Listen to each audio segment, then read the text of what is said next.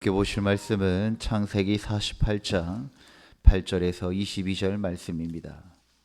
창세기 48장 8절에서 22절 말씀입니다.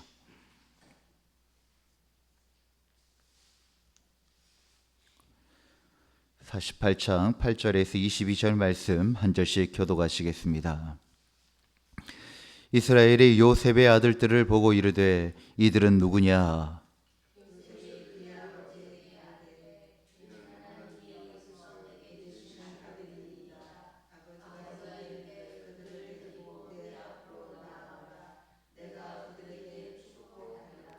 이스라엘의 눈이 나이로 말미암아 어두워서 보지 못하더라. 요셉이 두 아들을 이끌어 아버지 앞으로 나아가니 이스라엘이 그들에게 입맞추고 그들을 안고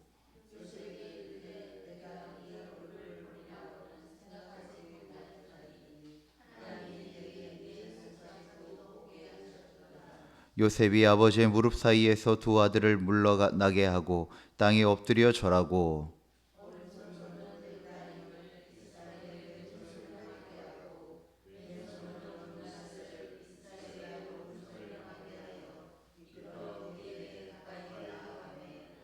이스라엘이 오른손을 펴서 처남 에브라임의 머리에 얹고 왼손을 펴서 므낫세의 머리에 얹으니 므낫세는 장자라도 팔을 엇바꾸어 얹었더라.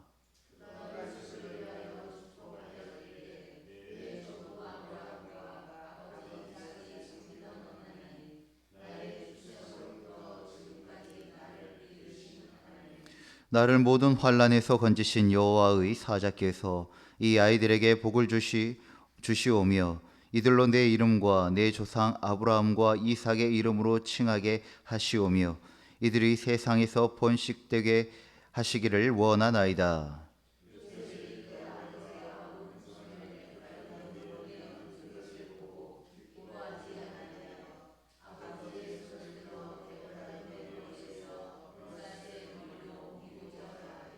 그의 아버지에게 이르되 아버지여 그리 마옵소서. 이는 장자이니 오른손을 그의 머리에 얹으소서 하였으나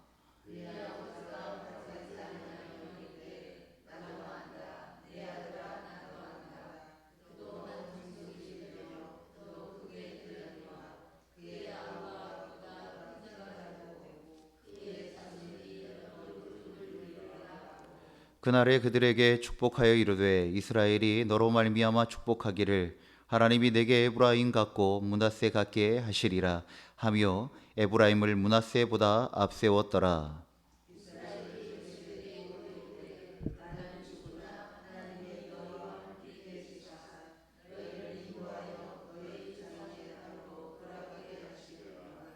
내가 내게 내 형제보다 세겜 땅을 더 주었나니 이는 내가 내 칼과 활로 아모리 족속의 손에서 빼앗은 것이니라. 아멘. 우리의 인생에서 이해되지 않는 순간들이 있습니다. 왜 저 사람이 더 복을 받는 것 같을까? 왜 나는 기대했던 방향대로 되지 않는 것일까? 왜 하나님은 내 계획과 항상 다른 길로 인도하는가? 우리가 이러한 질문을 던질 때 우리 안에는 그러한 생각이 있습니다. 하나님께서 내가 생각하기에 공평하게 그리고 내 예상 가능한 방식으로 일하기를 원하고 있다는 것입니다. 그러나 성경을 보면 하나님은 종종, 아니 자주 인간의 계산을 넘어서는 방식으로 역사하실 때가 많습니다. 오늘 본문에도 야곱의 손이 엇갈립니다. 장자인 므낫세에게 오른손이 가야 하는데 야곱은 손을 엇바꾸어 차남 에브라임의 머리에 오른손을 얹었습니다. 요셉은 당황합니다. 아버지, 손이 잘못 갔습니다. 그러나 야곱은 말합니다. 나도 안다. 이 장면은 단순한 나이가 든 어른의 실수가 아니라 인간의 질서보다 더 크신 하나님의 주권적 은혜를 말하고 보여주는 장면입니다. 사실 우리는 신앙생활을 하다 보면 어느 순간에 하나님은 이렇게 하셔야 된다, 이렇게 해야지 내가 이해할 수 있다라고 하는 그러한 생각들이 나도 모르는 사이에 들어와 버리게 되어집니다. 그리고 그 예상에서 벗어날 때, 그리고 내 생각과 방법에서 벗어날 때 우리는 불편한 마음들이 생기기도 합니다. 그러나 우리가 냉정하게 이야기하자면 우리는 하나님께 어떠한 그 질문과 그 이야기를 할 만한 고난도, 권리도, 자격도, 능력도 제시할 수 없는 것이 우리의 실존이며 하나님의 존재입니다. 진리와 은혜는 우리가 이해하고 이해하지 못하고에 있지 않습니다. 우리가 동의하고 동의하지 않고에 있지 않다는 것입니다. 사실 순종은 그것을 배우는 것입니다. 절대적인 하나님의 주권, 그러나 그 안에서 완전한 성과 의를 드러내시는 하나님을 믿고 따라가는 것, 그것이 바로 순종인 것입니다. 하나님을 여러분들의 삶 가운데, 여러분들의 마음 가운데 하나님 되게 하시길 바랍니다. 우리의 생각을 넘어서서 일하시는 하나님을 우리가 인정하고 믿고 따라갈 수 있는 우리가 되어지기를 간절히 소망합니다. 본문 13절을 보면 요셉은 매우 신중하게 두 아들을 배치합니다. 장자 므낫세는 야곱의 오른손 쪽에, 그리고 차남 에브라임은 왼손 쪽에 딱 앉혀둡니다. 왜냐하면 당시 문화에서 오른손은 장자의 축복과 더 큰 권위를 의미했기 때문입니다. 요셉은 질서 따라 움직인 것입니다. 상식적으로 맞는 방식입니다. 그런데 14절에서 야곱은 손을 엇바꿉니다. 성경은 의도적으로 이렇게 기록하고 있습니다. 팔을 엇바꾸어 얹었더라. 이는 실수가 아니라 의도적인 행동이었다는 것입니다. 요셉은 즉시 아버지의 손을 옮기려 합니다. 아버지가 나이가 들어서 착각했나 보다 라고 해가지고 다시 오른손을 장자 므낫세에게 옮기려고 하죠. 왜냐하면 요셉의 생각 속에는 장자가 먼저다, 그게 질서다 라고 하는 그의 생각과 기준이 강하게 자리 잡고 있었기 때문입니다. 그런데 야곱이 말합니다.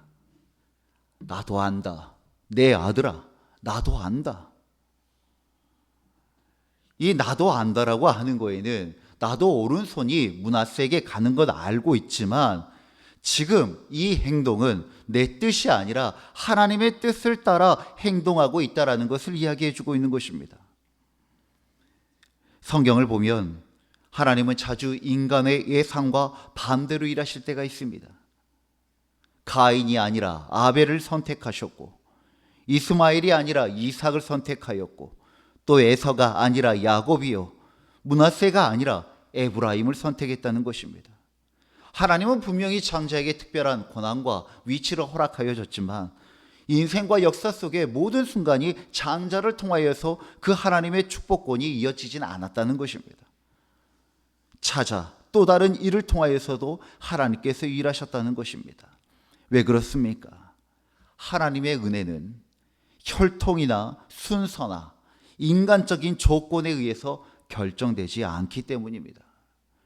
세상은 늘 조건을 봅니다. 더 뛰어난 사람이 하나님께 크게 쓰임 받을 것 같고, 더 먼저 된 사람이 하나님이 더 특별하게 여기실 것 같습니다.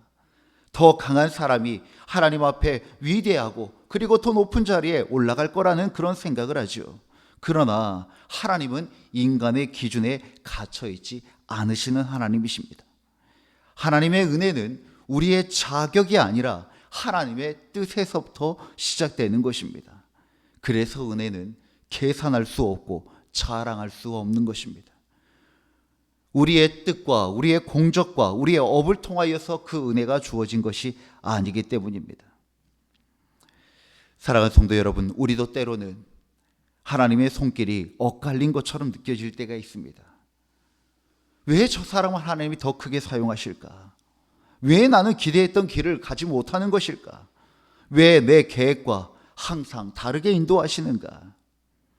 그러나 믿음이라는 것은 이러한 질문에서 우리가 원하는 것으로 바꿔내는 것이 믿음이 아니라, 오히려 믿음은 그러한 하나님의 섭리와 경륜과 일하심을 인정하고 그리고 받아들이는 것입니다. 하나님의 손은 실수하지 않으신다. 우리가 이해하지 못하고 우리가 동의하지 못하더라도 그 안에는 하나님의 놀라운 구원의 계획이 있다. 하나님의 손길은 언제나 정확하고 완전하다라고 하는 것을 믿고 인정하는 것이 바로 믿음이 자라난다는 것입니다.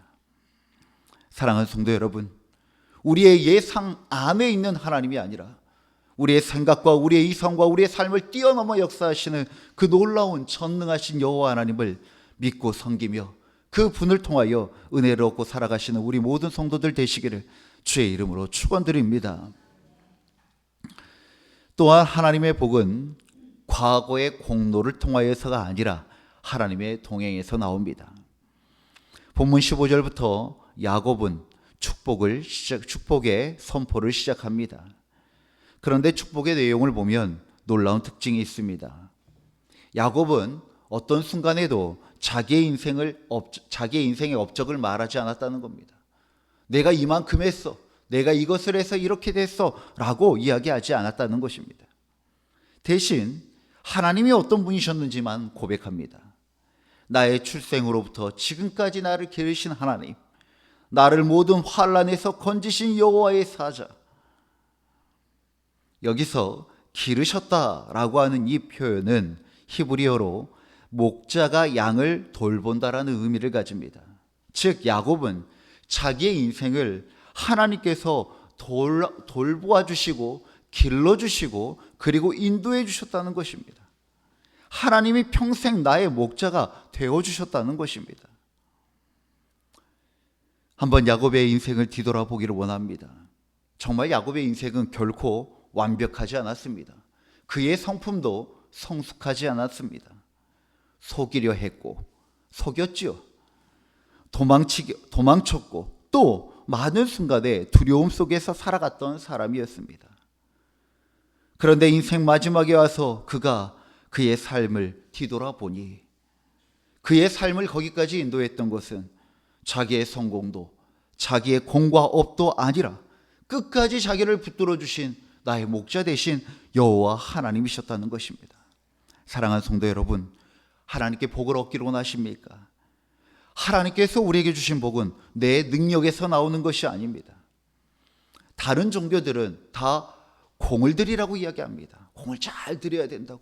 그래야지 신이 받는다고.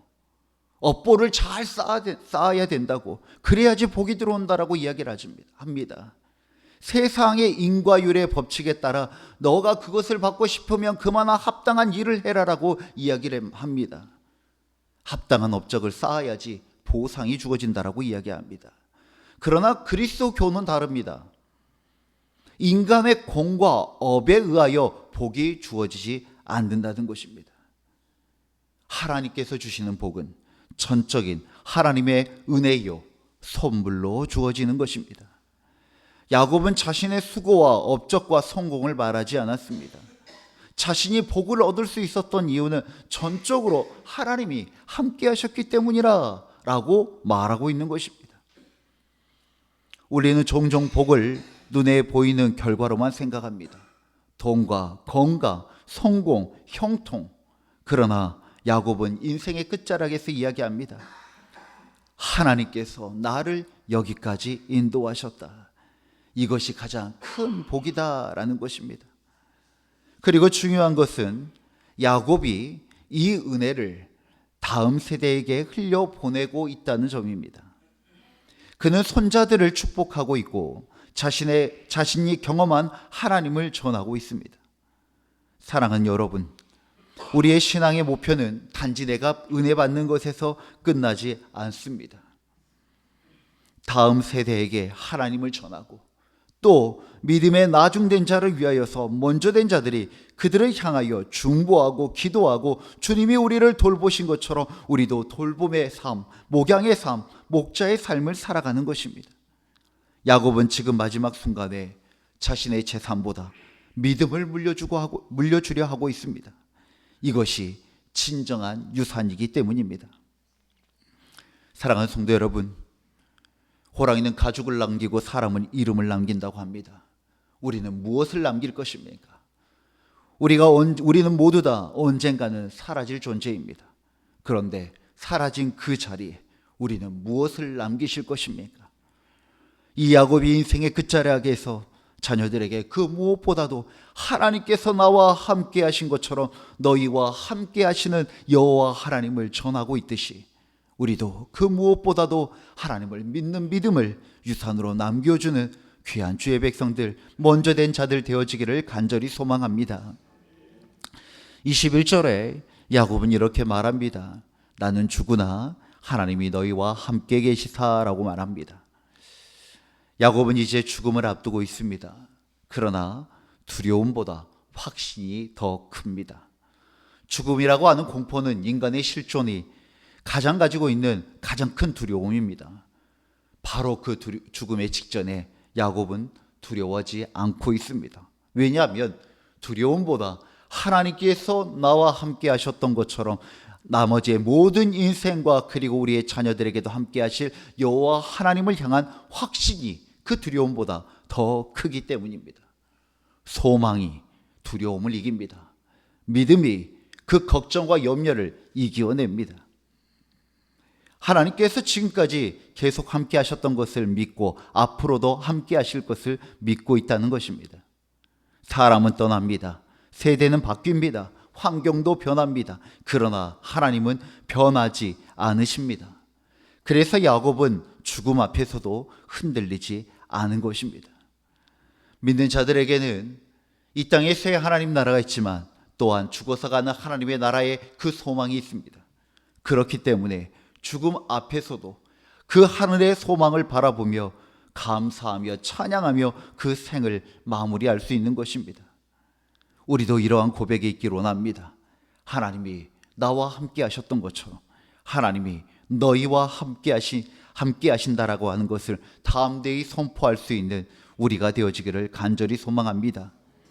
우리도 미래를 생각하면 불안할 때가 있습니다.